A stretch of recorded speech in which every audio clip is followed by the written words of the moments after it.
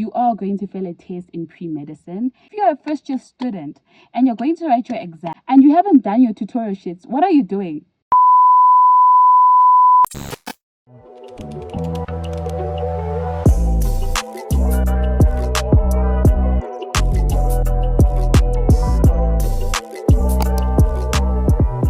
Hey guys, welcome back to my channel. If you are a returning subscriber, then you already know the vibe. But if this is your first time seeing my face, hi, my name is Kimberly. I am a 5th year medical student and I create faith, medicine, and lifestyle based content. So if that is something that you're interested in, please do join the family by clicking that subscribe button. Today's video, this is actually a requested video and I'm so sorry because this video was requested for by so many people. Like some of them even asked 2 months ago. It's just that, guys, I was busy with my exams and I wasn't really taking any content for YouTube. That's why I'm doing this video now. So yeah, guys, I'm sorry, but delay is not denial. Again, okay, so I'm going to be sharing with you guys my pre-medicine experience, which is natural sciences, and I'm going to share with you guys the courses that I took. I'm going to share with you guys the results that I got for both semesters, and then how many points I had to make it into medical school. And lastly, I'm going to give you guys some study tips and tricks that you can use if you are preparing for your natural science year or you are already in natural science. Then this video is definitely for you. Okay, let me introduce myself. Obviously, my name is Kimberly. Like I said, I'm a 5th year medical student and I'm doing medicine at Mulungushi University. I just finished my 5th year. I'm waiting for my results to find out whether I'm going to be going into final year or not. So please do wish me luck in the comment section. So I did my natural sciences in 2020, right? I finished my matric grade 12 in 2019. I had to wait for my results, right? So I waited for my results and my results came out in February 2020, and that's when I started applying for medicine. I wanted to do medicine. I did get other offers, and then eventually I found myself as a student at Mulungushi University, right? But the thing is, if we all remember 2020, that was the COVID year, right? So immediately as I was about to leave for Zambia, Cyril Ramaphosa, our president, decided that he's gonna close the borders. So I couldn't travel to start my first year with other students, right? So I had to do online for quite some time, and then eventually I traveled to Zambia. Now the thing is, because of COVID-19, the way Mulungushi was doing it, they first allowed only the first years to come for a month, and then the first years go, and then the second and third years come for a month and then they go. That's how they were doing it, so that the campus is not overcrowded, because there were certain things like labs that we needed to do physical and we couldn't do online. So we had to come as first years for a month, but I couldn't make it because the borders were closed. So I only arrived like a week before the first years were leaving, and I literally had 1 week to prepare for tests and do all the labs that I had missed. I literally did all the labs that I missed in 2 days. Luckily, the lab instructors understood my situation and they gave me 2 weeks to write the lab reports and submit. And then for the tests, I was given a choice. They did ask me, because immediately I arrived, 2 days I was writing a test and I wasn't really prepared, but they told me that I can write a deferred, right? And one thing about me, guys, I hate anything deferred. If it's a deferred test, a deferred exam, I hate it. So I just decided, you know what, let me study. I'm gonna write with the others. And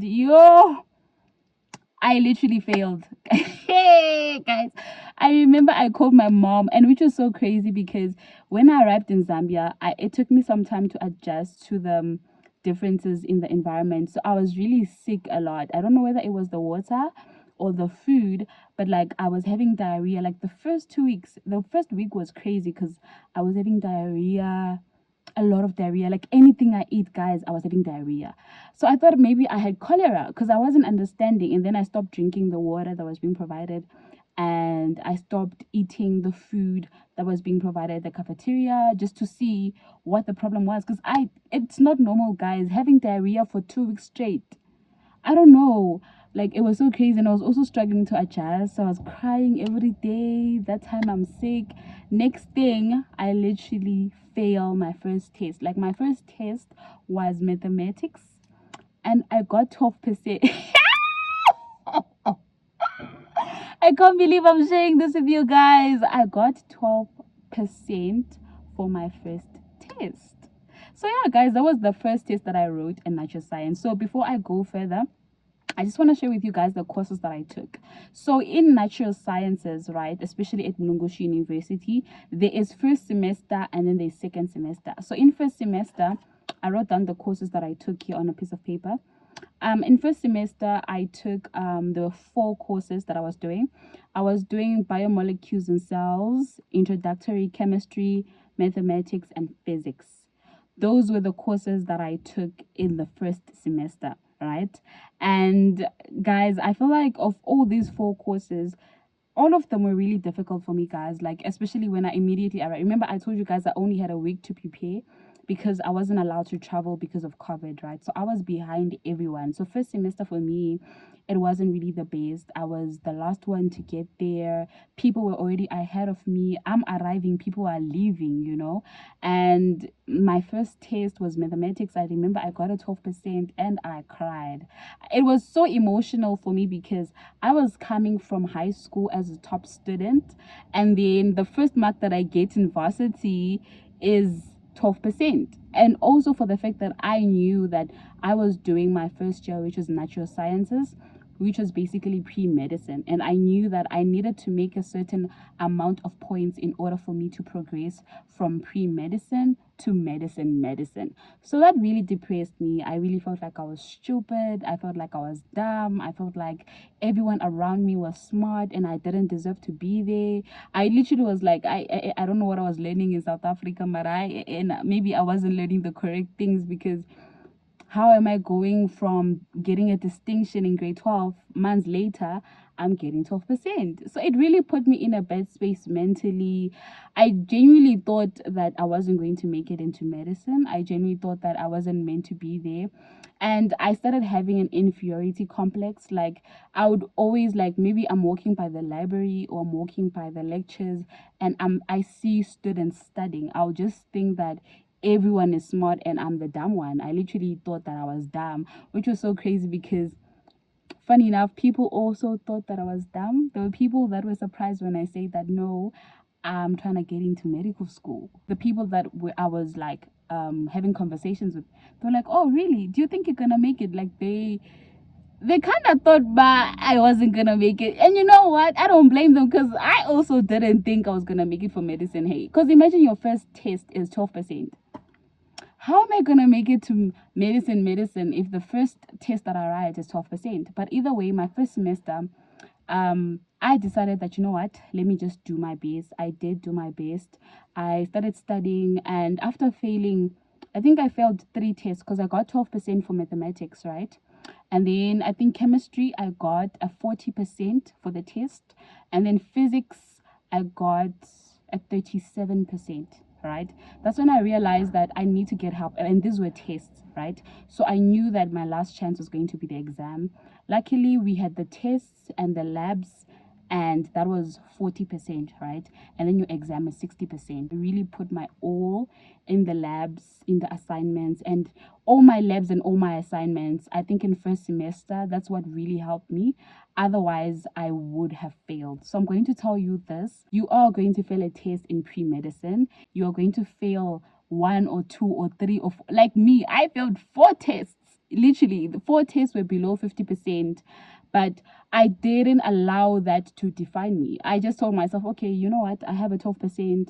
At least the exam is 60%. That's what I continue telling myself, that the exam is 60%. So it's not the end of the road. It's not the end of the road. Because if you start feeling discouraged so early on, you won't make it. I'm telling you, you won't make it.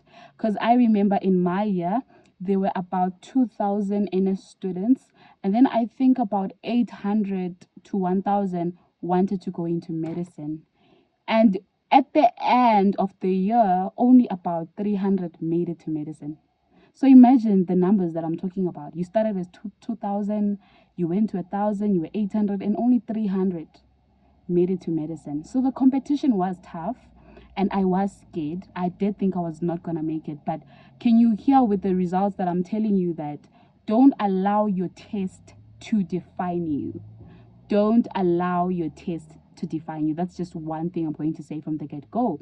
And at the end of the semester, right, the marks that I ended up getting, remember, I told you guys that I got, for my maths test I got 12%, for physics I got 30 something percent, and then chemistry was the one that I got 40 something percent, right? But my end of term results, like end of semester results, when I wrote the final exam, I'm going to read my results and I'm going to put them here so that I show you guys. For the biomolecules in cells, which was biology, I got a B plus. I was shocked when I got a B plus. I'm not going to lie, I was shocked personally. Then for chemistry, I got a C. Mathematics, I got a C plus, and physics, I got a C plus. Obviously, these results, they are not the best, they're not great, but I was really surprised that I passed. Like I told you guys, I went to Zambia very late because the borders were closed in South Africa. I only had a week to prepare for tests, and I had to do all my labs in one day. You know, I had so many challenges, and also I failed all my tests, right? So literally all the marks that I had that allowed me to progress were all the marks that I accumulated in the exam, because I told myself that, okay, it doesn't matter that I got 12% for the test. That exam, I am going to study for it, anything lab related. And for biology, I feel like what even made me get a B plus was because I put my all in my lab reports and all my assignments. Literally in my first semester, no lab report of mine was below 90%. I'm not gonna lie, like any lab report. Guys, a lab report is something you should totalize. You are writing it at home. You can use Google, you can use ChatGPT, you can use books, you can use your seniors lab reports. You are doing it at home. There's no need for you to get 50% or 60% for a lab report. Like things that you're allowed to Google, like assignments and lab reports, totalize those marks, because the tests are difficult and you don't know how the exam is going to be. In an exam, you don't have the opportunity to ask Google. But when you're writing your lab report and when you're writing your assignment, you can Google. So make sure that you put your effort in your lab report. That was what literally saved me, literally, because my tests were pathetic in the first semester. And then I came back home, but I didn't have peace of mind, because remember, I was doing natural sciences, which was pre-medicine. I wasn't in medicine yet. I wasn't in medicine, you get.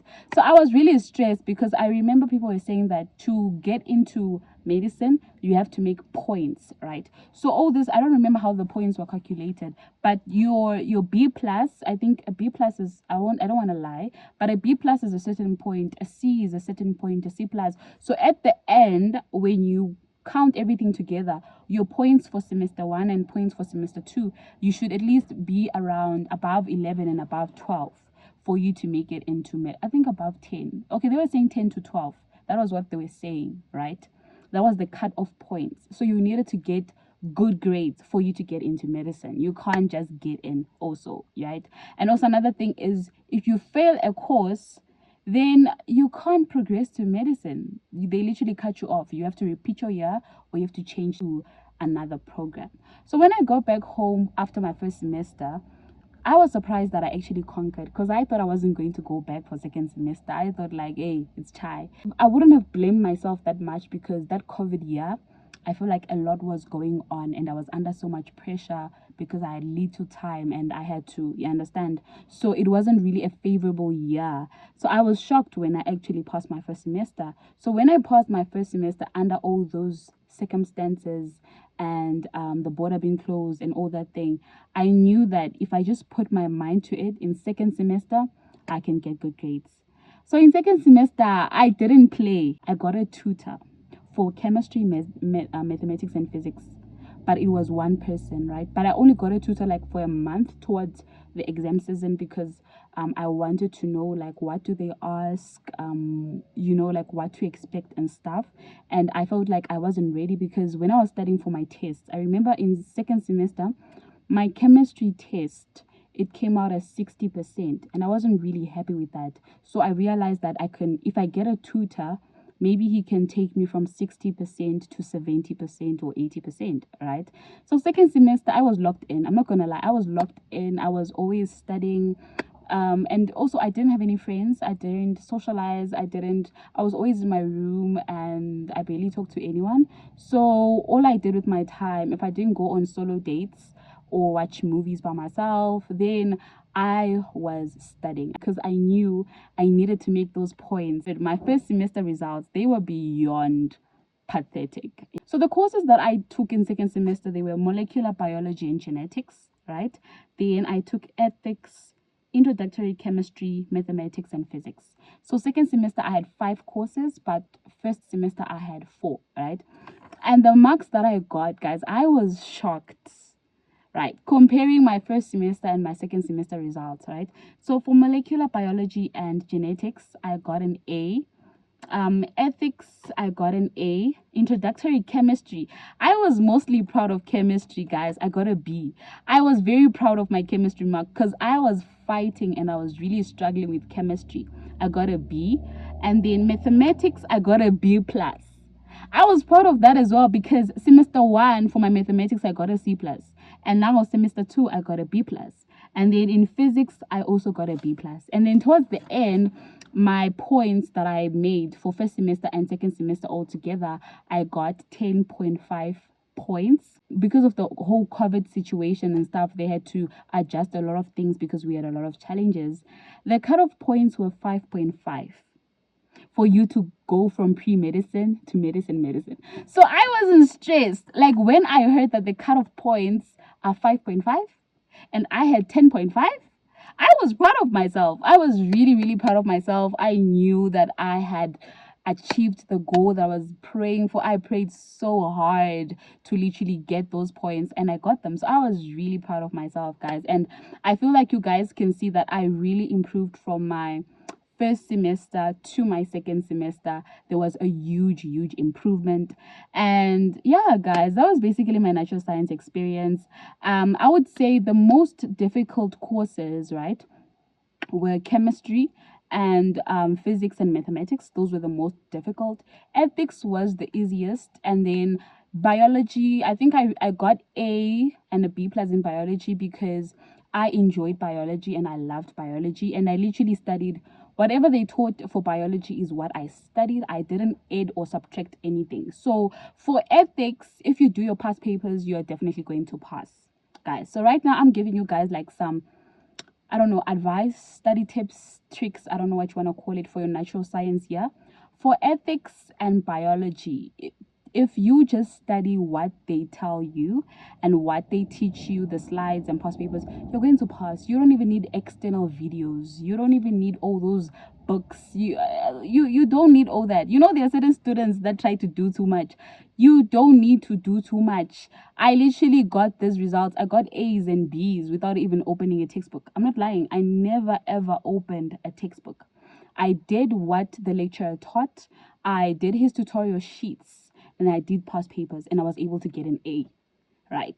And there are people that use books and they couldn't even get a B. It's not, I'm not bragging, but I'm just saying, especially in natural sciences, they can be very challenging. So you need to study smart, because I feel like a lot of people in first year, they thought that no, if you use a book, that means that you're going to pass. No, you can use a textbook and still fail. So listen to what your lecturers are telling you, listen to what your seniors are telling you, and you have a higher chance of passing than someone who's using a big textbook. You have to study smart, especially in your first year, because you're still trying to compete to make points. Otherwise, you won't make it to medicine, especially if you're trying to make it into medicine, because natural sciences is not only for medical students, but I'm just saying in case you want to make it into medicine, right? So for biology and ethics, just do what the teacher teaches you. And then for chemistry, physics, and mathematics, one person that actually really helped me was the organic chemistry tutor.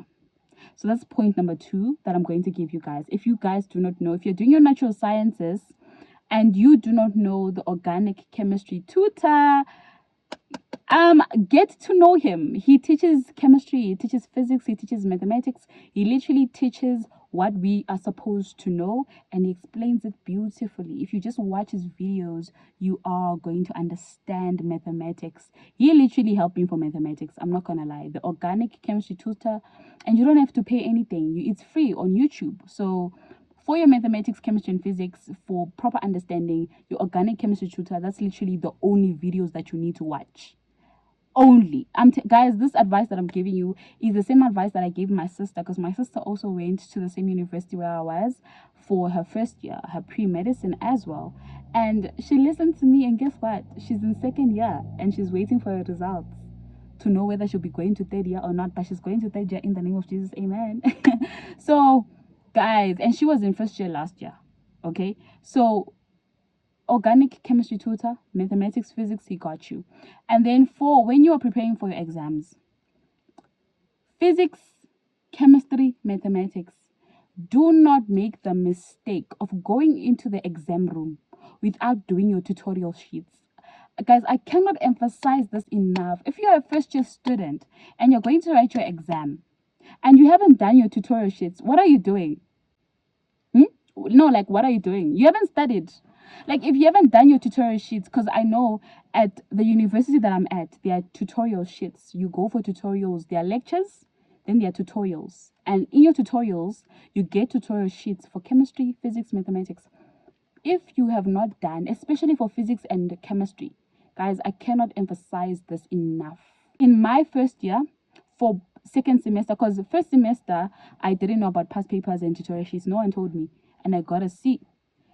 Then in second semester, tutorial sheets helped me, literally, because my CA for physics was, I had a very bad CA. It was 14, but I managed to get a B at the end of the semester. Why? Tutorial sheets. Because our entire exam, guys, as I was writing the exam, my final exam in semester 2, I was smiling throughout. When I reached question 6, I'm like, oh, he took this question from tutorial sheet 22. And I knew the tutorial sheet that he took this question from. He was taking his questions from the tutorial sheets.